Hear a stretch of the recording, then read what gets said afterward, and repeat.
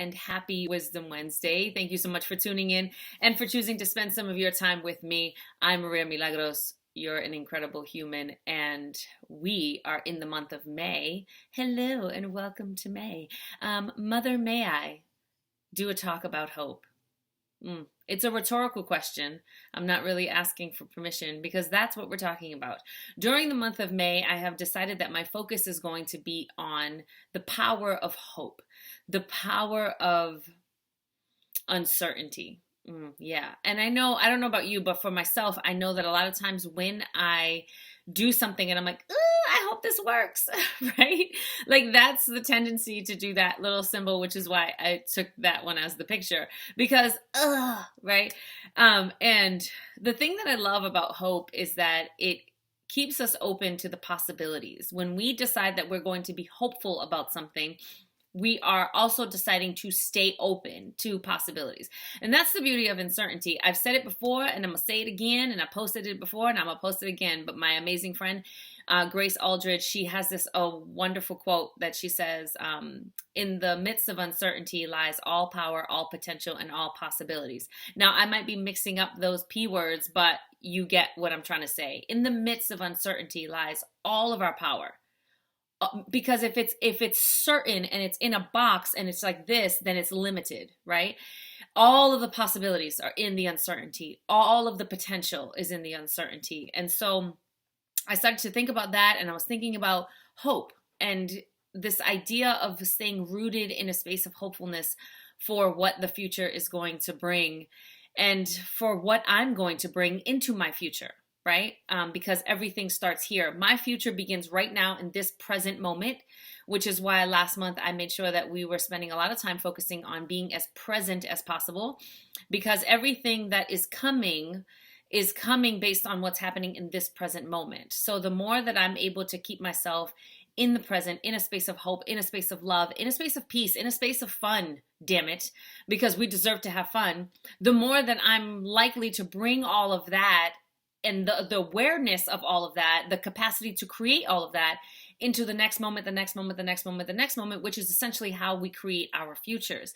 Because the future does not exist. It's not even a thing. Once you're in the future, you're in the present moment, right? So it's always about being in the present moment. And I started to think about a couple of quotes came to mind. The first one by Rumi, it's a great quote. It's so simple. It says, "Never lose hope, my dear heart. Miracles dwell in the in the invisible," because we don't know what's coming. We really don't. So it is invisible, right? You think about that Dr. Martin Luther King quote where he says, "Faith is taking a step when you can't see the whole staircase." That's hope. He also has a great quote that says, I might be changing it a little bit, but it's something like, we must accept finite disappointment, but never lose infinite hope. Right? Actually, I think that is the quote. And essentially, these quotes are talking about how in the space of uncertainty, in the space of unsure, we have to get okay with being unsure. We have to get okay with being uncertain. We have to get okay with what we cannot see and what we do not know, because we cannot see it and we will not know it. So it's like choosing to say, I'm going to be mad and upset and angry about this thing that I will never know, and I'm just going to keep being mad and angry about it. Well, that's a choice. Congratulations and good luck.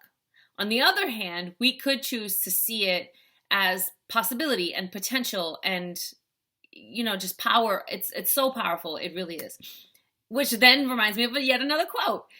So one of my favorite quotes by Maya Angelou, and there are hundreds, but one of my favorite quotes is she says, "Hope and fear cannot occupy the same space at the same time.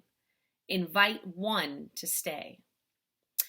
And I just love that because one, we have to be in the present moment, acknowledging the uncertainty of everything. And two, we have to make a choice. We have to make a choice. We have to decide who we're going to be, how we're going to operate, and how we're going to move into the spaces of our lives. We're going to decide whether we are actively doing it or not. We are deciding all the time whether we're inviting fear to take up space or whether inviting hope to take up space. And I say whether we choose to acknowledge it or not because we are always making choices. Don't give me this crap about how I don't have a choice. Yes, you do. We always have a choice. Even in the most dismal spaces, even in the darkest places, we have a choice, and we can still choose hope. We can still choose to believe in and to dream in something bigger and healthier and brighter and lovelier and more beautiful. We can still choose to reside in that place. And when we do choose to reside in that place, we are harnessing truly our power, because we're not surrendering to the fear or the anger, right? Change is inevitable. It's going to happen. It's going to come. This right now, this whole way of living is so different than anything I've ever experienced in my entire life. And so have many other moments in my life where I've been in a space and said, this is the most different thing I've ever experienced in my life.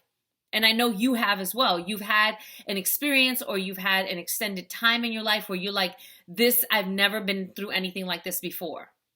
And yet you're here, which means that you have the capacity to overcome, which means that there was something in you that held on to hope, that held on for dear life, that things were going to be different, that they were going to be healthier, lovelier, more beautiful. You held on for dear life, and that's why you're still here. And if you find that right now you're in a space of darkness, or you're in a space of fear, or you're in a space of anger, please, dear heart, never lose hope. Hold on for dear life, because it is the hope that is going to propel you into the next space of your life. So that being said, I want to give you one little itsy-bitsy little challenge, one little tool, one little thing that you can take away. I want you to write down 3 things that you are hopeful for. I want you to write down those 3 things. And then I want you to sit with each of those just for a few moments, right? If your hope is to feel and get yourself to a place where you can feel inner peace on a consistent basis, write it down. If your hope is that you have a relationship maybe that you can have a healthier interactions with, write that down, right? Whatever those 3 things are, I want you to think about 3 things that you're hopeful about. And what is that hope? What is that dream? What is that desire? Write those 3 things down. And then I want you to sit with each of those just for a few moments and just kind of feel them, like really sit with them.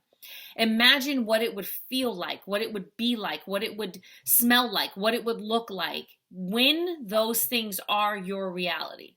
Just allow yourself to really be fully present in those things, right? Just take a moment to dream. And then I want you to take each one of those separately and think about one action step that you can take to move you a little bit closer to making that thing real.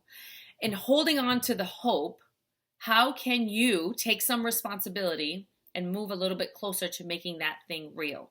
If it's about finding inner peace, maybe the one thing that you do is you spend 5 minutes every morning just sitting and breathing and meditating and letting yourself return to a peaceful place, right? Maybe it's 2 minutes. For real, you know you.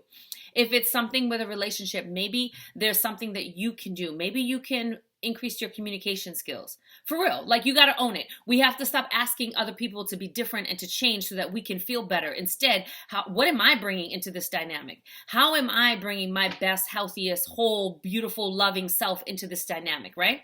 If that's what you desire, how are you approaching and coming into that space? What is it that you can do? What is one action step that you can do while holding on to hope to get you closer to making that thing a reality, right? And just really allowing ourselves to take some personal responsibility. So that's for today. Hope.